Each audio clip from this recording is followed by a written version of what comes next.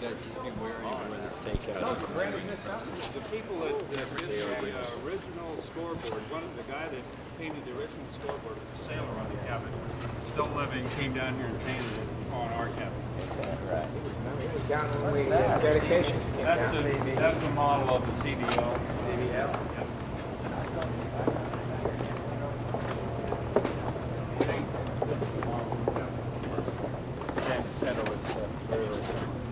Mr. President, can I ask you a favor? Yeah. Would you mind signing your name to the No, side I'd of be our delighted to sign it. Where do you want me to put it? Right here. All right.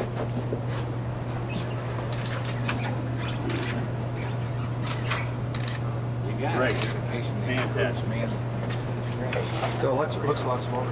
It looks smaller. The deck looks, I think it looks wider on me. It's exactly the same thing. But where's the line? Black line? No. See the outside would be the... Remember the stacks were over there. We're going to go around this front of it. Is that a 2000? This guy made a little off.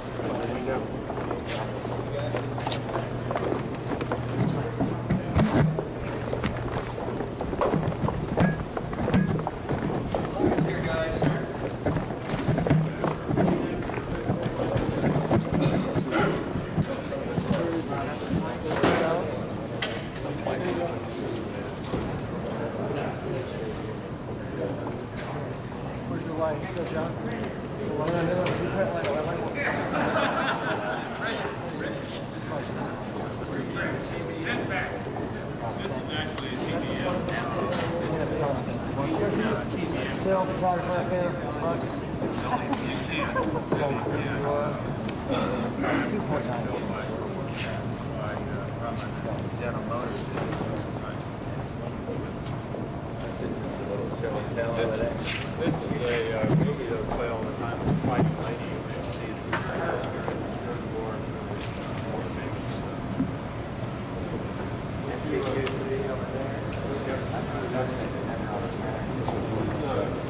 Everybody's ready to go.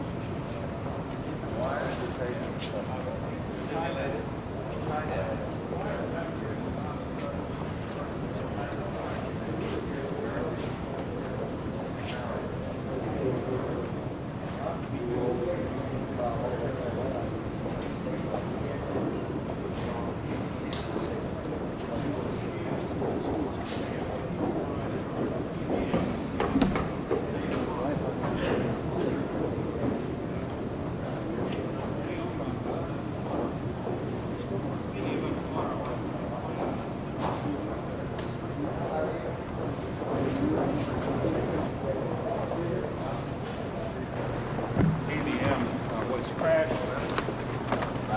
No, sir. No, sir. It was crashed. It was crashed a year everywhere, but that's not about that. It was crashed a year to the day after you qualified.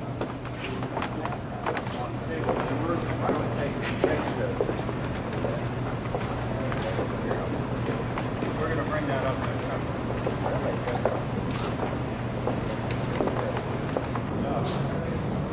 And how many people really fly them?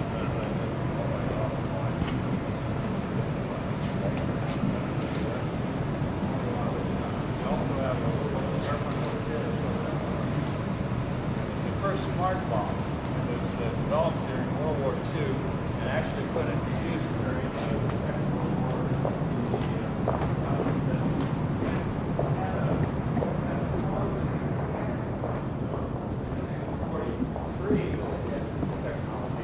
And it was guided by a guy in fact from PDM. And They never used it. they used it 44 different things. 46%. This is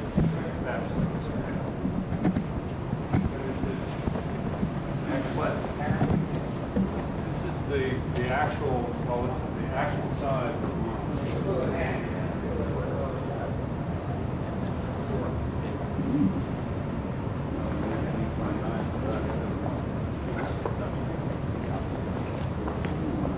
That's the size they dropped. The size they dropped.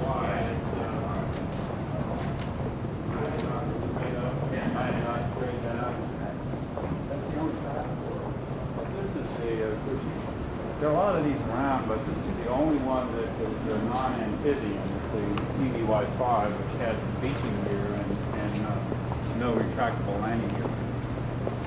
This incidentally is the only coast. Not an amphibian? No, sir. Why do you have to blow it off? Well, in order to get it out of the water, they take swimmers out there and pack it in beaching gear and then pull it up a ramp onto the shore. This little airplane here is the only Coast Guard airplane during World War II to sink a submarine. It doesn't look like it sinks much of anything. Those little things. Coast Guard's coming out in.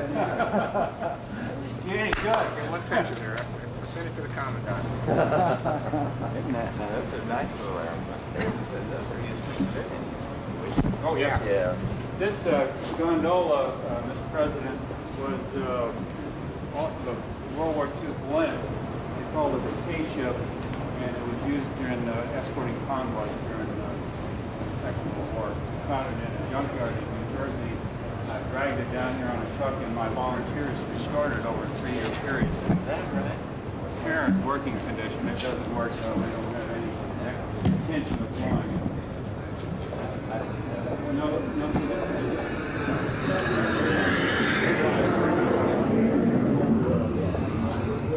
Spotting here. Just the last 2 years they've done this transfer.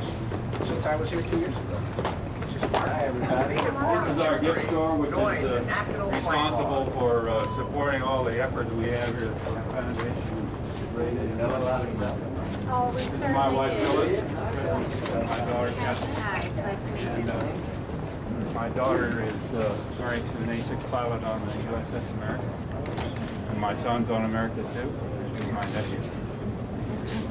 Got them all out there. She'd like to thank you for supporting them so well during Desert Storm. It's so very much. You sure supported the country well. Wonderful. Nice to see you. Nice to meet you. This is a new attraction here. It's called the National Flag Launch. And it has the bios of about 1,500 aviators in it now. And there are several ways you can call it up, but in this case we'll get a screen.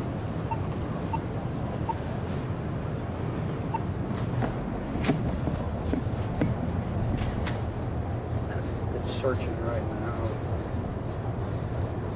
Pop up here in a minute. What it's going to do is develop an archive that doesn't exist. Oh, look. 1600 Pennsylvania Avenue. Hope we got the right address. And then Isn't that you something? hit the photo. Isn't that amazing? From naval aviator to President of the United States, George That's Bush great. was enrolled as an honorary member of the Flight Log in appreciation for his long-term support for the foundation and the museum. Isn't that something? How many do you have in it now? 1,500 are in it now. It'll hold How do you over. decide who goes in there? Well, the way we have been able to manage it is, and when we started this last year, we said that most people associated with aviation are reasonably vain individuals, so maybe 50% of them want their picture in, and for $25 they can put their bio in, and for another $25 they can put their picture in, and it turns out it's close to 80% want their picture in. Is that right? They had to force me to put my picture in. You in there? You make Yes, it? sir. I'm in. It's good. That's a marvelous fun thing. This is the older section of the museum, Mr. President, and this area is devoted to post-Korea type aircraft. More or less the dawn of the jet age, I suppose you might say. Yeah. 4 aircraft. Tom Hayward, Lieutenant.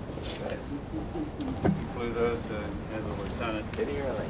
Matter of fact, he was in my squadron, the first squadron I was in. Is that right? Where's Tom now? He's still out in Hawaii? Hawaii. Hawaii. Yeah, I know.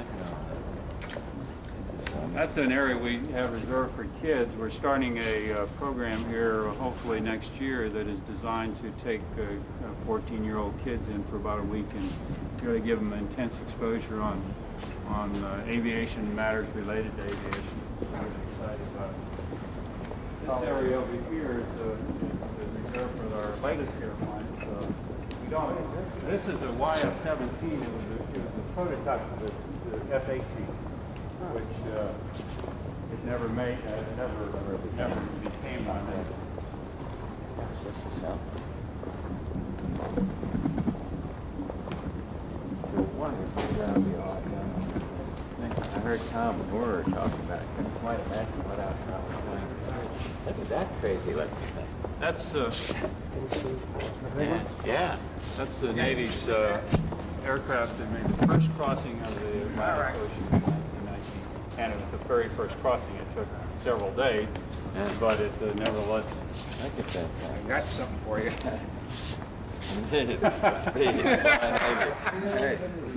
There you are. Is that mine? Yep, that's for you. Why, thank you. That's great. I'll go running in that baby tomorrow if I can wake up.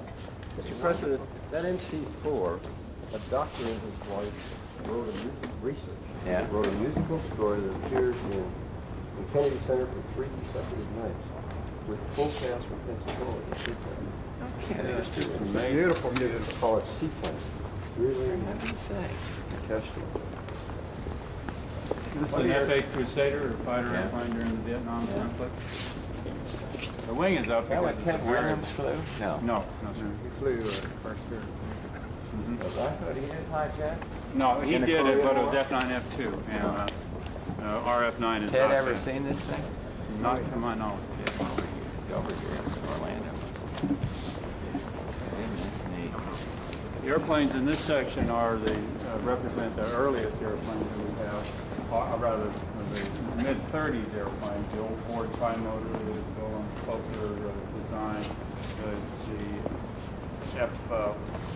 F9C Hawk, which is a one-of-a-kind airplane owned by the Marine Corps quite a lot. And the first Stearman, you got one? Yes, it is. It's hanging over here in the 18th. As a matter of fact, we have here in the on the 12th of January, you flew a flight in Minneapolis. And I had hoped to have it over here for your visit. Unfortunately, I told the guy that was restoring it to reskin it the day before I heard you were coming and skin back on. Not anymore. This is sort of an interesting airplane discussion. It's the Navy's first fighter, the first fighter aircraft built by Grumman that really had a lot of advances in it. The first one was a covered cockpit. The first one was a full movable horizontal stabilizer. First aircraft with retractable landing gear. First one to make a wheels-up landing. It had, yes, sir, guns on the top of the cowling, shooting through the propeller, hopefully through the. This is not a replica or reproduction. This is the actual airplane. It was shipped back to the United States after it crossed the Atlantic in 1919, and then did some PR work here in the country, and then it was stored until the Smithsonian restored it in 1956. Mr. President, we have a presentation, or two of them actually. This is a painting by Bill Phillips, USS Washington. You was commissioned last year, and you spoke at the christening, and will be commissioned this year.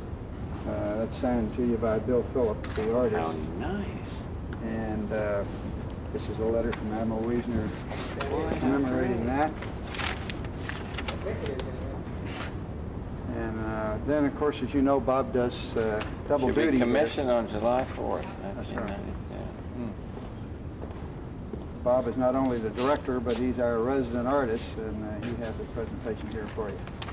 Well, this is the painting that I did for the opening of our new wing, and I know since you couldn't make it, we'd like to present the painting to you, sir, so you can remember your visit here to the museum. Well, how will I get? Can we get these on the plane or something? Or plane these or whatever? Thank you. Yeah, beautiful. So ready to go. Steering wheel, they call it then, of the navigation map that was wired to the center of the wheel.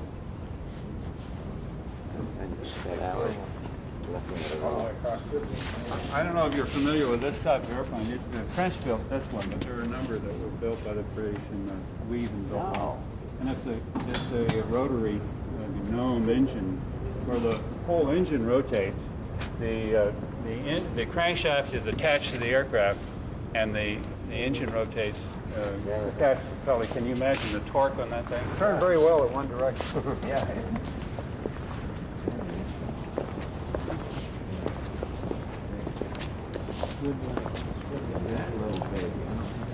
That was a competitor with the SNJ during World War II. You probably flew the N3N, which was a Navy aircraft factory version of the Alpera. They call it something else or not? I can't remember. N2S? N2S and was built by Stearman, and the N3N was built by the Navy aircraft factory. Yeah. This is a bulky vibrator? This is a vibrator over here, and this is the SNJ. Yeah. So much different. Did you ever fly? Would you fly? I'm sure you flew this one. Did you fly the bulky vibrator? No, I did not fly that. You never ground in London. Oh, not quite. You didn't, at least get close to it. Yeah. You come close, you can fly it. Did you fly the? Yeah. Well, and then the SNJ. Really bad. Oh, AT6. We call Well, that. this was a basic range. Well, because we were the first flying pilot. Went right This into was the that. primary thing. Yeah. Out of the. You flew the Yellow Perils, didn't you? Or did you have? T-13 before. You didn't have to fly these. No, didn't. We were first class that didn't do that. Well, you went right into this thing? Right into this. Right into the Texan. Yeah. Wow. That's good. Oh, yeah. This is one of the Navy's finest airplanes of the top era. It could carry more bombs by about half again than the B-17. That was my first fleet aircraft. Really? What is it? It's an well, we call it an AD. SPAD, they called it affectionately. Built by Douglas. Actually built Great for airplane. World War II, but didn't quite make it into World War II. About 2,000. You had 2,000 average? Well, they triple cycle us all. And then it had a nuclear mission too, and they used to send these guys out for 12, 14 hours non-stop. How they ever managed it. Whoa. We had a medical inner tube we set up with a long hole.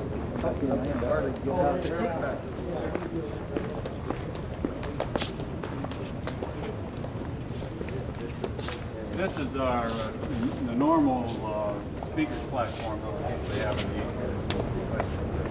one we'll use tomorrow.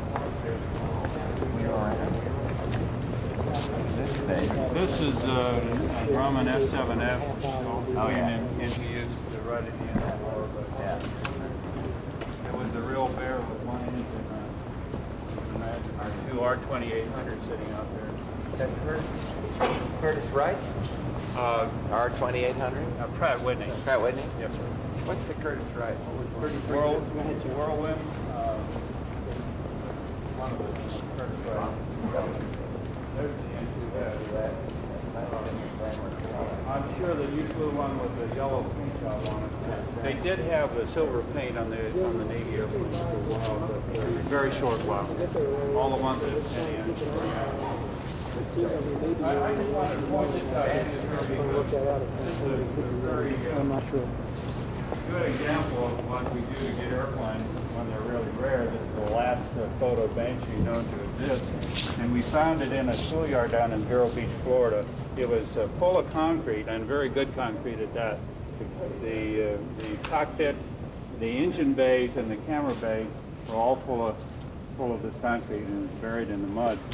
And they had it on display at a schoolyard, and they wanted it to stay there. So we got it out because it was the last of its kind, and restored it. Looked like it was a quad, but Yeah, it is.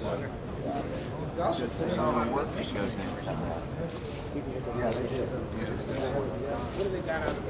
and this is the first jet the Navy used. Can I give you that? I'll get it for you. Here, another one too. That's nice. Here's another one for you. Hey, my gosh. This is the first jet that the Navy really the first carrier What, are you landing. going down and die? Very underpowered We brought 9 up. and very limited. Nothing like it. Yeah, that's what I thought. You going from here to the rest of This is an FJ1 Fury.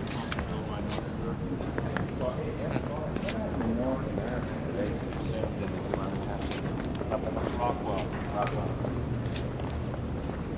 This is the old F6F. We were. You had F6s and TBMs on the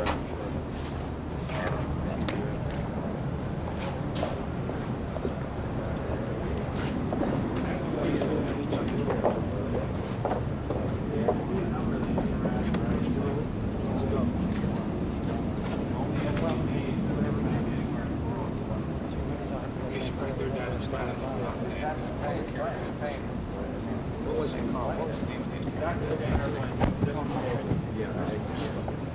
What was the name of that carrier, that training carrier? Same Wolverine. Yeah, do it. It was in, yeah.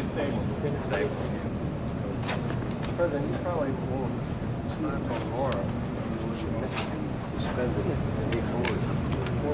Oh, yeah, right now. No, I didn't. The logo was Laura. Those are airplanes that actually flew with blue engines up until November 1988. It required that took the engines out of the landing gear off to light them up and then place them up in the ceiling. They tell me the people that built the SAG 3/16 of an engine. No, but the Marine Corps trained in gliders during the war on the assumption that they were going to use them as invasion vehicles, like the Army did. But and that was used for elimination-based training in World War II. I don't know if you ever flew it, but many of the people who came into flight training were sent to the E-bases, they call them, and they put them in a Cub, but they couldn't fly a Cub if they could fly. They kissed you out. That was pre-training. That's like riding a skate car. We also, you can't see it very well from here, but up behind the gondola, we have the only F9C Sparrowhawk, which is the airplane they used to fly from the dirigibles in the 30s. The Macon. Yeah. They used to have them in. They bring them in. They hang underneath. Right. And we got that from the Smithsonian. I was hoping to have one of our own because we found the Macon out off the coast of California. It crashed in 1935, and it had been lost for all these years. But the Navy found it about a year and a half ago, and all four of the airplanes that were on board that the Macon were sitting there. During the show? No, not Oh, it's incredible. Actors who did there. It's the most incredible thing you've ever seen. Yeah. Yeah, well, they loved it. There's over, 55 cents. It's supposed to be a catapult track, yes.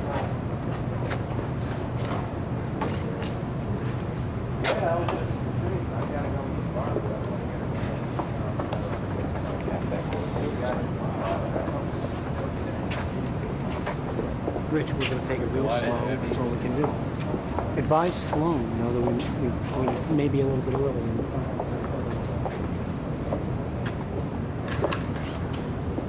Those are for the dedication. We're supposed to come out. I remember that. You for the dedication. I can come down here. It's good. It's good to get it to see.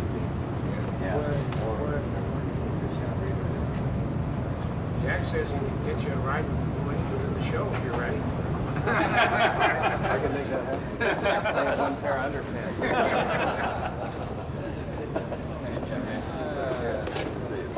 That's good to see you.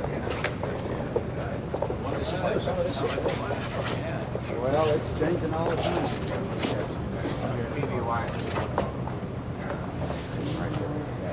That's R.U. Smith. What carrier was that? Oh, this is a Kagi here in the valley. Midway.